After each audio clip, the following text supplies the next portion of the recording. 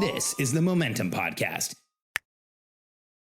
Welcome to episode 5 of 6 of the last episodes of the Momentum Podcast. And today I'm going to do something completely different and share with you part of the reason, maybe part of the inspiration for closing our company.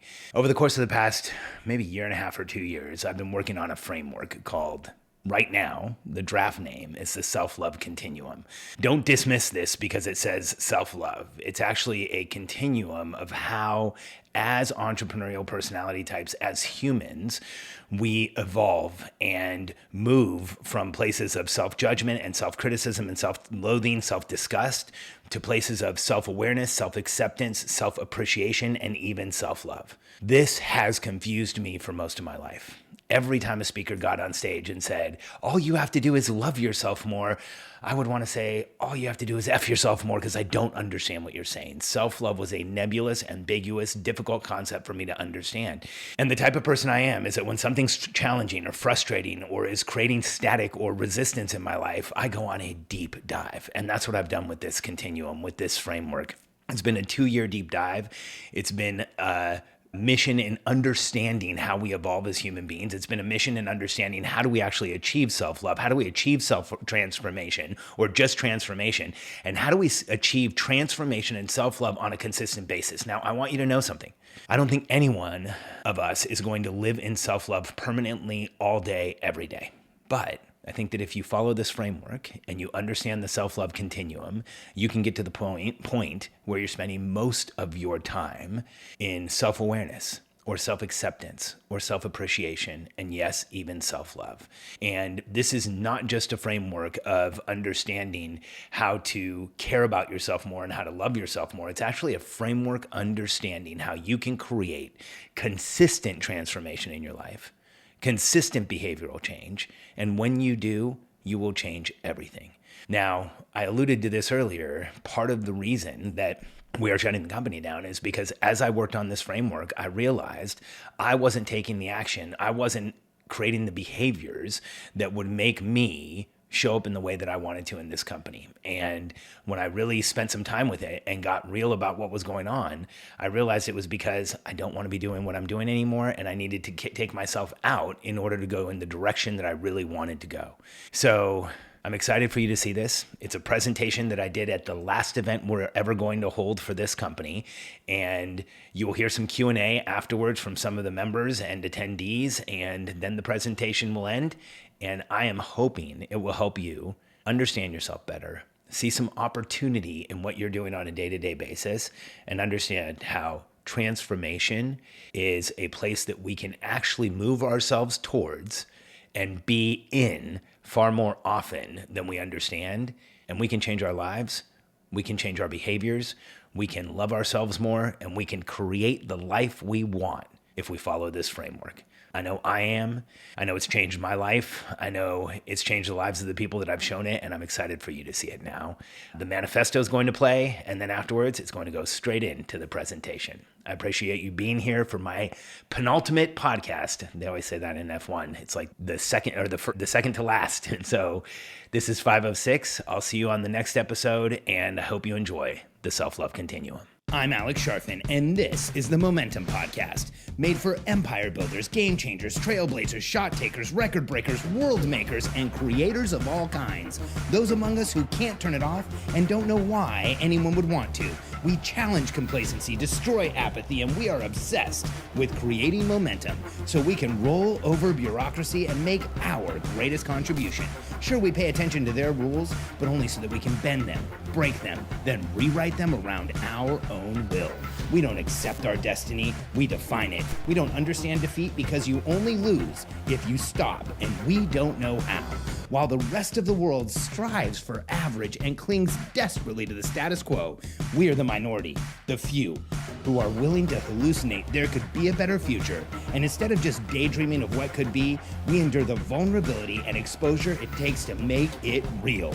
We are the evolutionary hunters, clearly the most important people in the world, because entrepreneurs are the only source of consistent, positive human evolution, and we always will be. I want to share a new body of content with everybody today. And this is like brand new. I've been working on this framework now for several years in one iteration or another. And I finally feel like it's in a place where I can talk about it and share it and share it with a group. And so I'm going to use my iPad here. First, I want to ask a question. I can see all of you. How many of you have had an experience similar to mine? I think for Katie and I, it was probably 6 or 7 years ago. We were at an event and there was this speaker who started a discussion around self-love. How many of you have heard like a self-love speaker? And the first statement he made when he got on the stage was, all of you are having all this trouble getting stuff done. And I just want you to know the solution is all you need to do is love yourself. And I remember wanting to say, dude, F yourself, because I have no idea what that means. And it really created like this like visceral reaction for me. What does he even mean by self-love? I don't understand. It was confusing and frustrating. And I remember watching this speaker continue to talk about how he had reached like this Valhalla just by loving himself all the time. And he could stay in this state of self-love all the time. And I had a really hard time believing that. It frustrated me the way that he shared it. And so it created this obsession. And for those of you who don't know me personally, I'm like, I think obsessive is probably like one of the 3 words you would use to describe me. When something bothers me or challenges me, it becomes a rabbit hole that I just can't get out of. So for years, I've been looking into this like concept of self-love. And everything that I've seen has felt inadequate. It hasn't felt like it actually explains how you get here. And so I obsess over frameworks. I obsess over systems. Like, how do I get to self-love? And so what I started putting together was a guide for myself. Like when you look at the simple operation system, that was a guide for myself. I obsess about water. So we have the 10-day natural thirst challenge. That was a guide for myself. I'm one of those people that if something bothers me, I can't let it go. And I just go deep on obsession until I figure it out. And I think at this point, I've actually created a framework that can explain some of this self-love and how do we get to self-love. See, I think the first step in self-love is self-acceptance.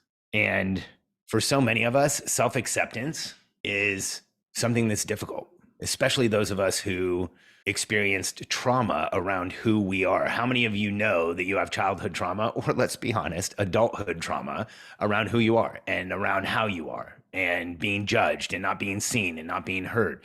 Self-acceptance is actually a huge step for a lot of us. And I think what comes right after self-acceptance, new framework. I put the wrong word here. Self-awareness. So step 1 is just being aware of ourselves, being aware of what's going on for us. Step 2, when we have self-awareness, we can start to create self-acceptance. And self-awareness is understanding why we're doing things, understanding why we have the habits we have, understanding why we have the triggers and why we show up like we do.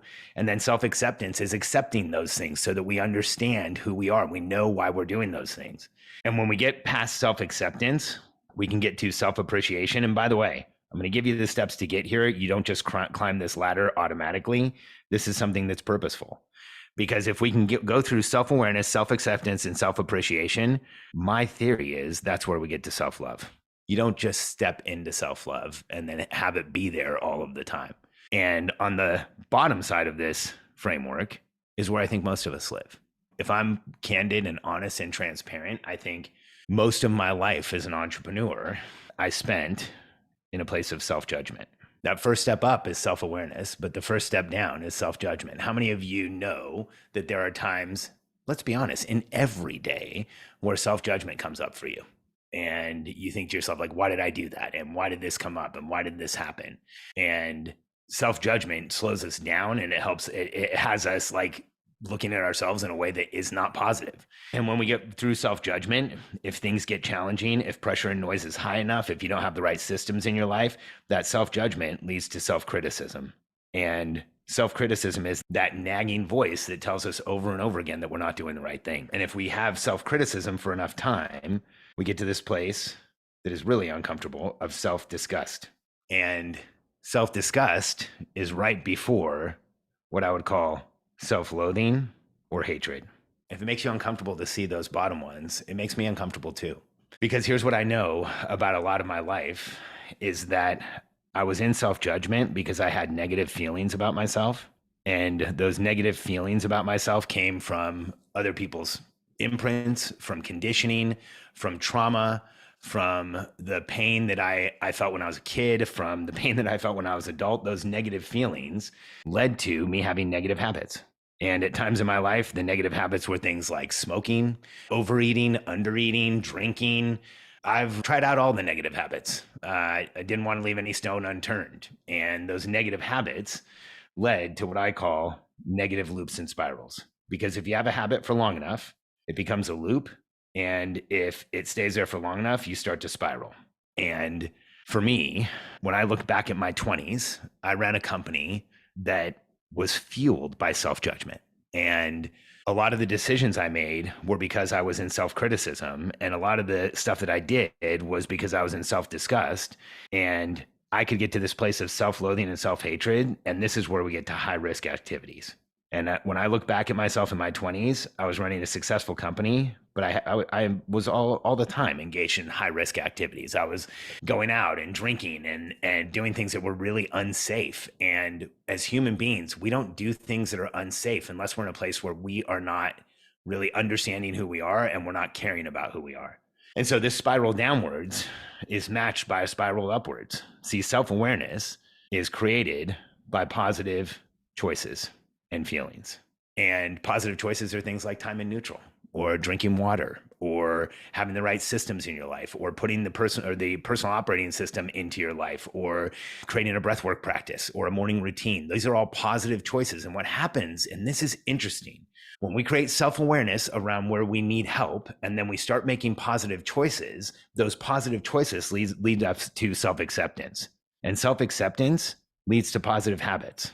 And so a positive choice is I'm going to hydrate today, or I'm going to meditate today. A positive habit is I'm going to do it over and over again because I can see that this is making a change in my life. And self-appreciation comes from consistent habits. See, what I didn't know when that speaker was on stage was that there's actually a path to get here. There's a clear structure that you can follow to go from being on the bottom of this graph to ascending through the top.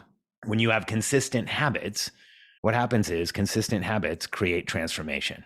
And transformation is the path to self-love, because every one of us has issues and conditions and challenges in our life that need to be transmuted, transformed, and transcended so we can become the people that we want to be. And what I realized when I was putting this together is that when we create self-awareness and we create positive choices, we start to prioritize ourselves. And when we create self-judgment and negative feelings, we deprioritize ourselves. And in the entrepreneurial world, what's interesting is we reward deprioritizing yourself.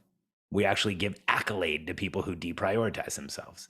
When somebody works all night, we're like, yes, pulled an all-nighter, you crushed it. Really, you deprioritized yourself. When somebody says, I've been working 20-hour days to be able to launch this product and I did it for 6 weeks, we cheer them on. But what we don't really recognize and realize in the moment is that is a deep of self. That is success through self-destruction. And what happens when we deprioritize ourselves is that there's a cascade. When we deprioritize ourselves, we reinforce negative patterns, and we reinforce the self-critic. And when we reinforce self-criticism, we move down this to what I would call self-abuse and punishment. And here's what's interesting. Self-abuse and punishment can often look like you're trying to be healthy. It's hard for me to admit, but I've been a bodybuilder for most of my life. And there was times where I looked and appeared extraordinarily healthy, but what I was doing was self-abuse. I would go into the gym. I'd be there for 3 hours. I would work out until I threw up. I would work out until it was hard to walk out of the gym. I would walk in and identify, whenever I worked out in a public gym, I would identify the person that looked better than me and then use them to beat myself up the entire time I was working out. And the workouts were abusive. The workouts were punishment. I didn't realize it, but I was in this place of self-disgust. And so it looked like I was creating health. It looked like I was doing the right thing. But what I was really doing was a one-person fight in the gym, and I was going to lose. And when I got to that place of self-abuse and punishment, the next step was disassociation from self. And when I was disassociated from myself, it made everything a lot easier to get worse. And that disassociation made it in my 20s. I ran a company that grew to $250 million, over $250 million in sales. We had a team of tons of people out in Latin America and the US. We were a multi-million-dollar organization. And when I met Katie, I tore it apart as fast as I could because I built a company in a state of disassociation. And when I finally reassociated and understood where I was, I looked around and I wanted nothing to do with it. And today, I think there's far too many entrepreneurs that get into this place where we're building and building, and then we look up one day and we realize we built something we don't really want. We built ourselves a trap. I was talking to a friend of mine who has a really large team, about 110 people. And when he built his offices, he built his office in the middle of everybody else's office, and it has all glass walls. So he's literally the fishbowl in the middle. And I asked him, why did you do that? And he said, when I first started this company, I wanted everybody to see that I was there first and I was there last. And I said to him, like, I don't think you built an office. And he said, what do you mean? I said, you built a jail. That's a prison. Like, you are now in a place where you feel like you have to be there first, be there last. You've given up your freedom. You are the person who literally you feel like you're the cog in the wheel that's going to get everybody into that office. And when I look at that's deprioritizing ourselves, or that's reinforcing negative patterns. That process of running a $10+ million company and still having me the first one in and first one out, that's self-abuse and punishment. And the way that you get there, the way that you end up in that office, the way that you end up stuck in between everybody with them telling you, them using you as a cue what to do, is by completely I don't want anybody who I ever work with to get into the place where I've been, and so many of my members and clients have been, where we are building out of a state of scarcity and we're building out of a state of not really associating with ourselves. Because as we go up this ladder, when we prioritize ourselves and we have self-acceptance, this is where we step into self-care. So first we create a priority, and then we start actually taking care of ourselves. And once we start taking care of ourselves, what I see all the time, God, one of my favorite stories is some of Cosmo Khosravi. He was in our membership. Cosmo is a really intense entrepreneur. He runs a company called Cosmo's Q. He is the 7-time world championship barbecue pitmaster. I didn't even know there was competitions for this. There's actually competitions with 6-figure prizes, and Cosmo's won them. And he runs a company where they distribute barbecue supplies and stuff, and rubs and herbs and injections. I didn't even know you could do that much stuff to meat until I met Cosmo. And he was in a place where he was running his company on the bottom half of this chart. It was struggling. His health was waning. He was having a really hard time with stuff. Siavash started to have some symptoms of panic attacks. And we were in a Grown Scale meeting here probably 3 years ago at my house. And Cosmo asked me to sit down with him a minute. And he said, Alex, you know my business. And he had started with us at 2 or 3 million. He was at 7 or 8 million. And he said, okay, Alex, you know my business. You've seen the org chart. We've been through all this stuff. What do you think I need to do next? What do I need to change? How do I make it grow? And I think it was just the moment I said, Cosmo, you got to work on yourself. And he looked at me like I had 2 heads. And he said, what do you mean? And I said, if you work on yourself and you get grounded and you process some of the trauma you've been through, then you're going to grow this business in a way that's a lot more natural and a lot more exciting for you. And he's, Alex, I don't know what you mean by process trauma. And Cosmo, when he was a kid, had a burn over, I think, 40% of his lower body, and was in a burn ward for, I think, over a year. And because his family had other things going on, they had other kids, he got visited by them once every few weeks. And he was telling me he doesn't have trauma or anything to process. And so I pointed that out to him. I said, I think you probably have some abandonment issues. You probably have some issues around being seen and heard. You probably have some meta programs, some conditioning that are driving you to grow this business in a way that you might not like if you don't process some of this.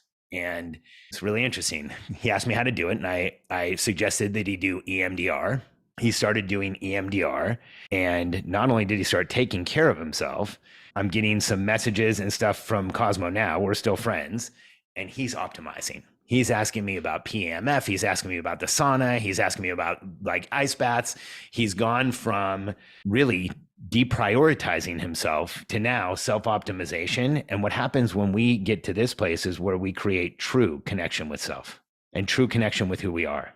And when you're in this place of true connection, when you're in a place of actually understanding who you are, this is where you start to build and you start to move in a direction where you're actually getting what you want out of life.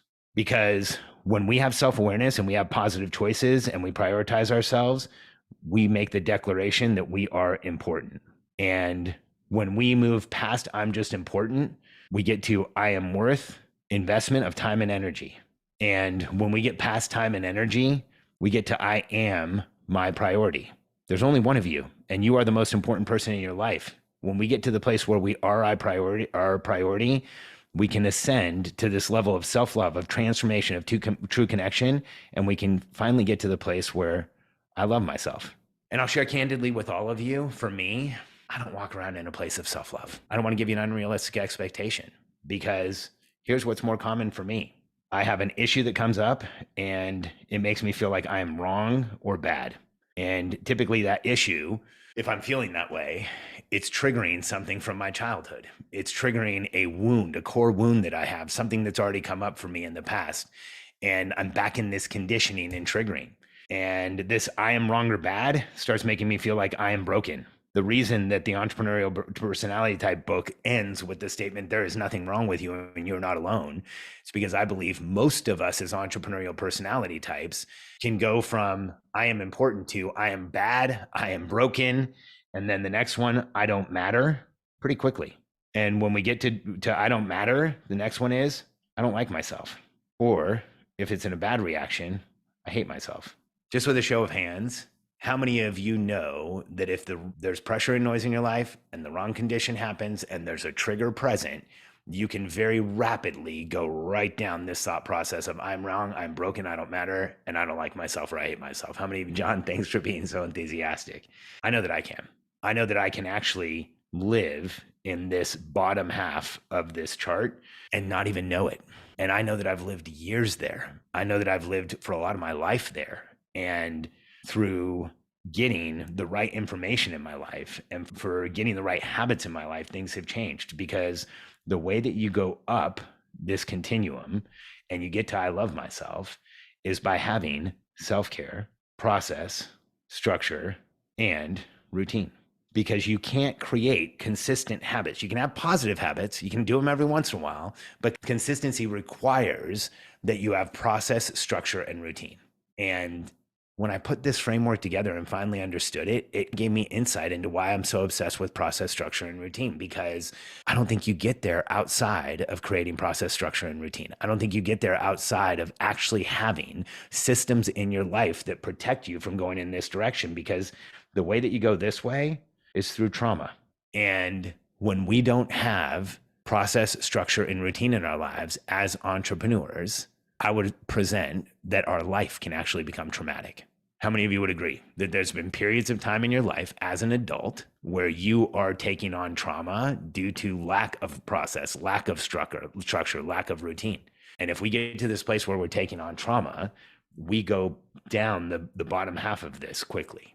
And so for me today, what this has shown me is that I put time into creating positive choices, then things will move in the right direction. If I take those positive choices and I turn them into habits, then I get to consistent habits and I can be in a place where I can transform and transmute the trauma, the feelings, the challenges that I've had in the past. And this is why we do everything we do as a company. If you really look at what we do as an organization, we focus on 3 areas of your life. Your relationship with yourself, that's the personal operating system. Your relationship with your spouse or the other people in your life, that's the relationship operating system. And then your relationship and the systems and process and structure in the business, that's the simple operation system. And part of my obsession with process and structure and making sure that this stuff is in place is that it protects us in this continuum so that we stay on the top half of this. And even though, and I want to tell you where I am now, the resolved state of this, like I said, I don't walk around in self-love all the time. I think sometimes people that say that maybe are in a little bit of a state of delusion, because human beings don't just stay in one state. But here's what I know about myself. I get into this place of self-love sometimes several times a day now. And I stay in a place of self-awareness almost all the time. And there are days where I'm in self-appreciation and self-acceptance most of the day. And I have contrast now, because at 51 years old, with the work that I've done and the trauma therapy that I've done and the psychedelic therapy that I've done and all of the offloading and understanding of my history that I've done, it's rare for me to get into self-judgment or self-criticism, and getting into self-disgust and self-loathing is really hard for me. But here's what is important. I now understand when I'm there. I have contrast because I spend so much time in self-awareness and self-acceptance and self-appreciation that when those self-judgment feelings come up, when I'm deprioritizing myself, when I'm having negative feelings, when I see a negative habit or compulsion come up, it's a gift. I'll share very candidly. I'm like many entrepreneurs. I've dealt with addiction, with compulsion, with all types of things throughout my life.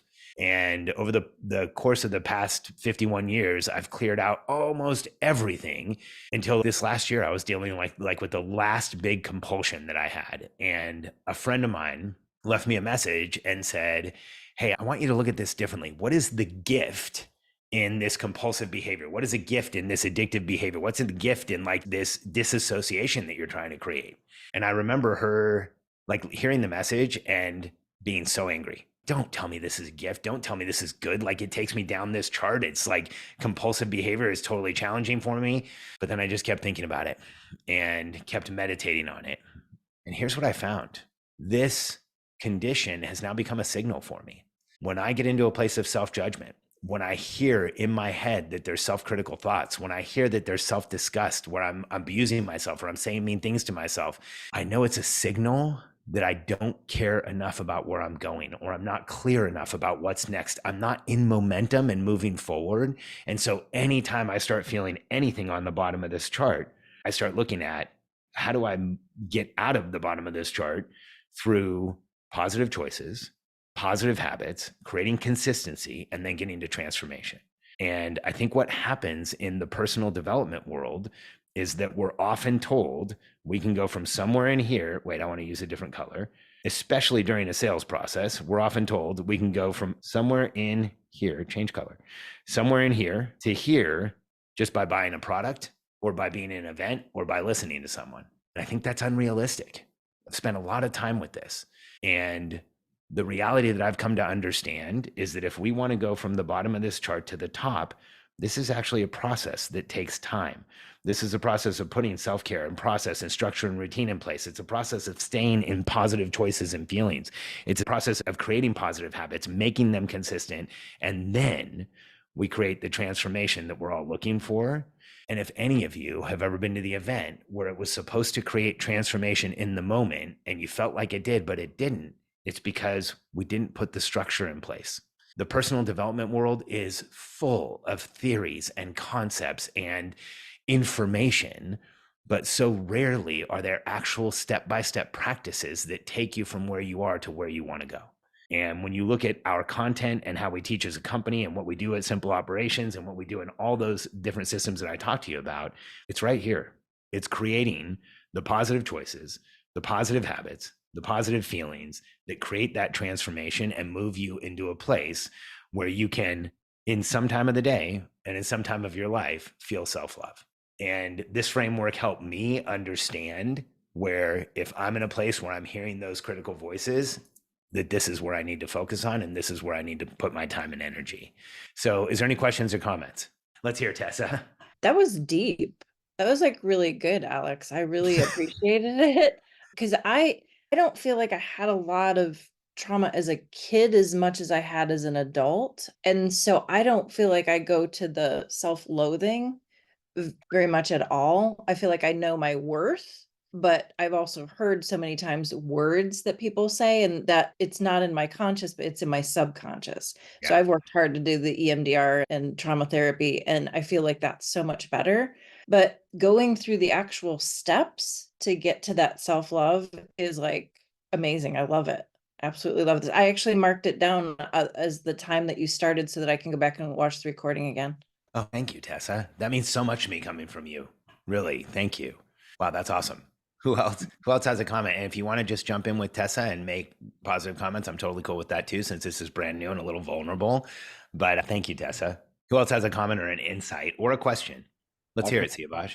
Okay. I think yeah, this is really good to know. I think I keep going to the self-judgment because of I remember a previous summit you talk about this running away from has been a force for me for so long from the pain and for all the stuff. Now I'm in this space that there's no more running. So I'm supposed to, as you said, supposed to go look forward toward a success. I got to run toward a success. Before I was running away from it, from all the pain. So I keep going to this self-judgment, and yeah, it was good that you said self-awareness, knowing what you're doing right now, why you're doing it. So that was really good. I'm scattered all over the place, here. It makes a lot of sense. The framework that you have here, it makes a lot of sense to me. How I go down and I go up. It's just, but yeah, sorry, I can't articulate it exactly how I feel. You're doing a great job, Siavash. But yeah, this confuses you. I don't know exactly who I am, what I want. I used to know exactly what I want. I wanted to be a world champion bodybuilder, but now I don't. I'm becoming now.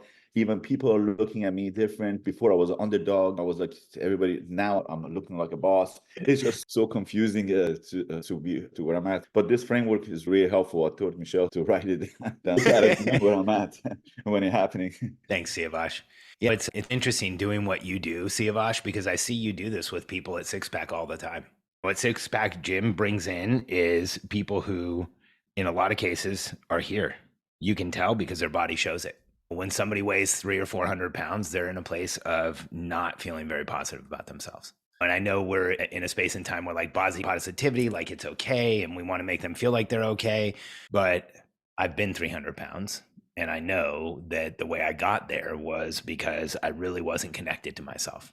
And I was abusing myself. Like when I met Katie, I was at my absolute heaviest and I was literally dying. I had a doctor tell me that I was his most likely case for a heart attack. And I was 30 and we were in South Florida and a lot of his patients were older, but I was still his most likely case of a heart attack. And it's because for so long I had been here that I had negative feelings. I had negative habits. I wasn't eating right. I was drinking too much. I was not taking care of myself. And I lived and made decisions from here. I feel so fortunate that I met Katie in a place where I was feeling good and I was in a good place and I was in a positive place. And our relationship worked out because I met her in a fog of all of this. And meeting her moved me into a place where, okay, I need to start making some positive choices. I was 300 pounds. I was running a company I hated. I was traveling 80% of the time. I was exhausted 100% of the time. I was sick all the time. And I met Katie and I decided I'm selling the company and I'm getting in shape and I'm going to change everything. And I created some positive choices. And within about 6 months, I'd lost, I think, close to 80 pounds or 70 or 80 pounds. And I made those choices consistent and they created consistent habits and consistency in what I was doing. And I dropped a ton of weight and our relationship got better. We quit drinking alcohol together, which was huge because we were really good at doing it together. It's much better that we weren't. We were an incredible drinking team. And it was great that we retired because when we created those consistent habits, it created this massive transformation. And the transformation was one of us both getting to a place where we could hold space in a relationship for the two of us so that we could continue to grow and continue to move things forward. This is the reason that I built the 10-day natural thirst challenge. I know that sounds crazy. I know it totally sounds crazy, but when I first put this together and I was actually sharing it with John, I was taking John through it because I wanted him to tell me if I was crazy, because sometimes I put together frameworks and nobody understands. And not so much anymore. These days they're usually pretty on, but I was sharing it with John and I was looking at it and I'm like, John, I think this is why I intuitively built the 10-day natural thirst challenge. And he's, what do you mean?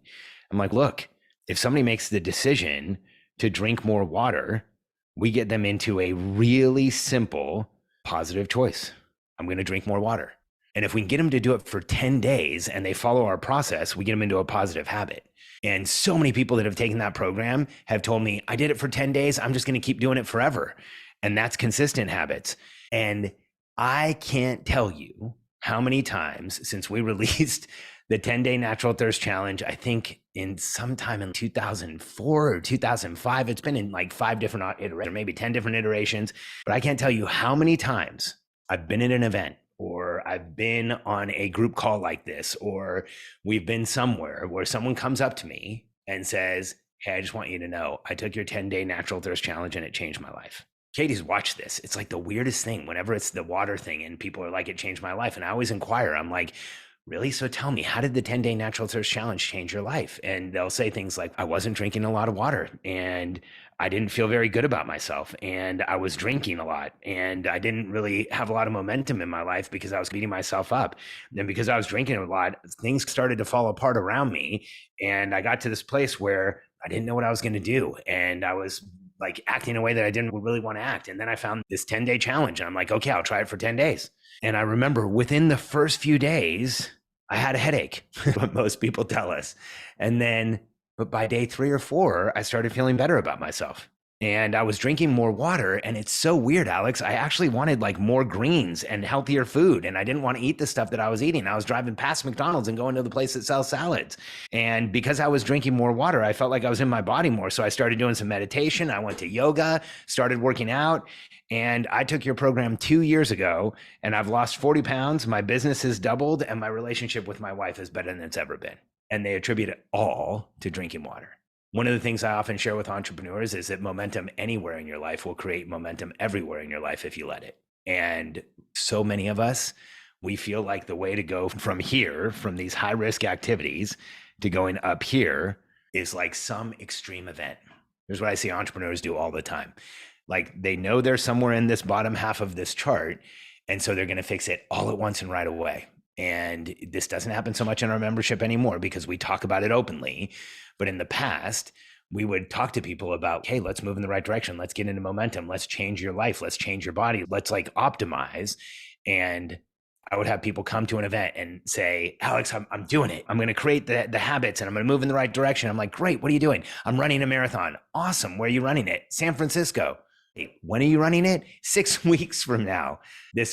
I'm making a joke because this is actually a conversation I had with Katie at one point. She was like going to get in shape and she came to me and she's like, I'm running the San Francisco marathon. And I think it was 7 weeks away. And at the time I was running marathons and I'm like, Katie, San Francisco is the hardest marathon in the world. People break their hips. People break their femurs. People like, there's all kinds of stuff. Like you can't just go cold into the San Francisco marathon. And one of the reasons is that we want to get to this transformation level as fast as we can.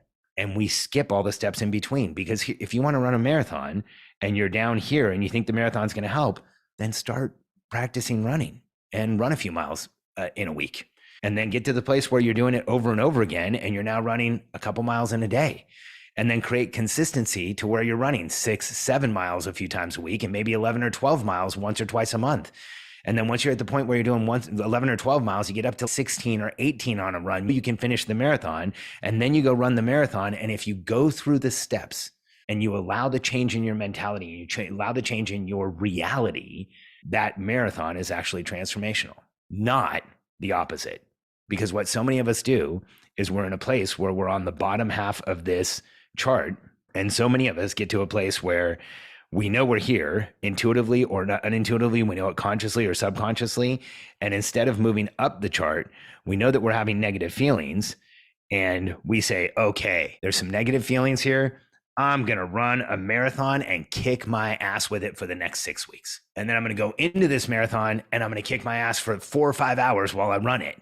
And then at the end of it, I'm going to have accomplished a thorough ass kicking on myself. This isn't how we think about it, but this is the reality. And that will make me feel better. Running a marathon, running the San Francisco Marathon 8 weeks from now is a high risk activity.